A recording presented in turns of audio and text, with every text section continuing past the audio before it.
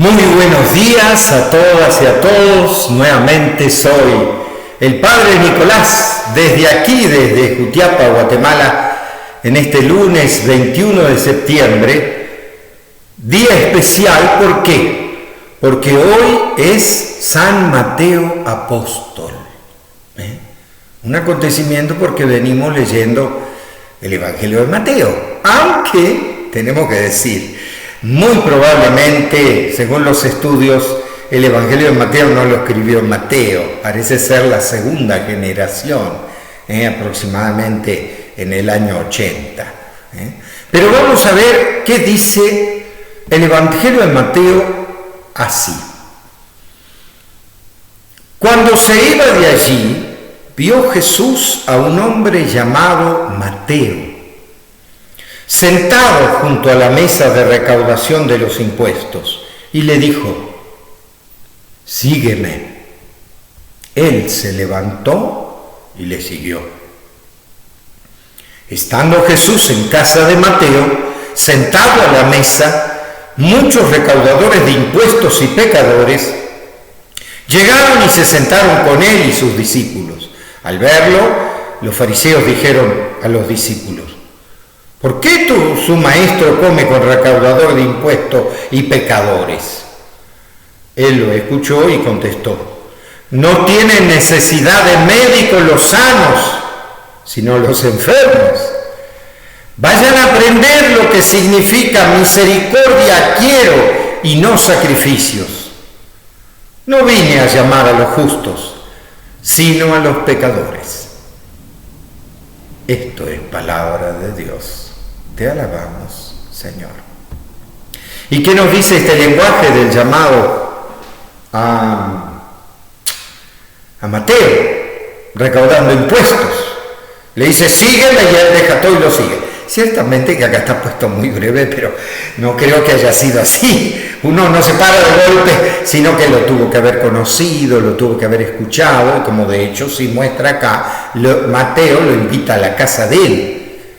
Y otros recaudadores de impuestos y otros pecadores fueron con él. Acá hay un tema que hoy desde lejos no suena, pero en realidad Mateo era un recaudador de impuestos del Imperio Romano, o sea, el imperio que los oprimía a los israelitas. Por eso, para ellos eran unos traidores, encima corruptos. ¿Por qué? Porque siempre se cobraban algo, o sea, eran corruptos, le sacaban al pueblo más de los impuestos para dárselo a los romanos, pero con algo se quedaban. O sea, un tipo codicioso, un tipo que sabía, eso sí, sabría leer y escribir, y entonces muy probablemente sabría hebreo, arameo y griego y latín, porque si no, no hubiera podido comunicarse con los romanos. Sobre todo para lograr un puesto como ese, necesitaba esa capacidad para hablar con los romanos y hablar con los israelitas. Pero los israelitas lo tenían como el más corrupto y despreciable que podía ser, tanto que no se juntaban con esa clase de gente. Y Jesús sí se junta. No solo se junta, sino que en algún momento lo llama a Mateo y provoca en Mateo un cambio de vida total. Porque fíjense, de ser corrupto, rico, recaudador de impuestos, despreciada por los otros, o sea, siempre viviendo en la marginalidad, pero con mucho dinero, con mucha codicia y inteligencia también. Resulta que Jesús lo llama y deja todo. Deja su dinero, su codicia, deja los bancos. Fíjense que Mateo es el patrono de los bancarios. ¿Por qué? Porque es recaudar impuestos. Por supuesto que de los discípulos y apóstoles era el más instruido, porque los demás eran pescadores. Los pescadores no sabían leer y escribir en aquella época, en cambio él sí, y él era capaz. Pero aún sabiendo leer y escribir, sabiendo varios idiomas, Mateo deja todo y vive con Jesús y se va a misionar con él. El cambio de vida de Mateo es impresionante. Y no tuvo que haber sido muy joven, porque si no, no hubiera llegado a ese puesto de recaudador de impuestos. Tuvo que haber sido grande. Y sin embargo, a ese marginado, marginal, corrupto, a ese Jesús elige y lo convierte en discípulo y en apóstol. ¿Puede cambiar uno de vida así? Y uno diría como San Pablo, que cambió. Bueno, pero siempre uno puede pensar, bueno, pero era Jesús en aquella época, hace 2000 años, y entonces Mateo cambió de vida porque estaba Jesús, y ahora ¿qué? No, señor. Porque yo les quiero contar una anécdota que, bueno, me sucedió para que vean que en cualquier tiempo es posible cambiar de vida. ¿Quién me dice ahora en la pandemia? ¿Cuál es la anécdota? Una anécdota que me pasó una vez en esquina Corriente por A, allá en Argentina.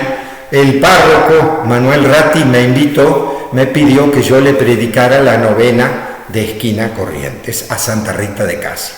Gran fiesta correntina. ¿Qué pasó? Sucedió que allí, junto conmigo, que yo predicaba, invitó a su amigo. ¿Quién? Edgar Romero Maciel. Los correntinos saben quién es.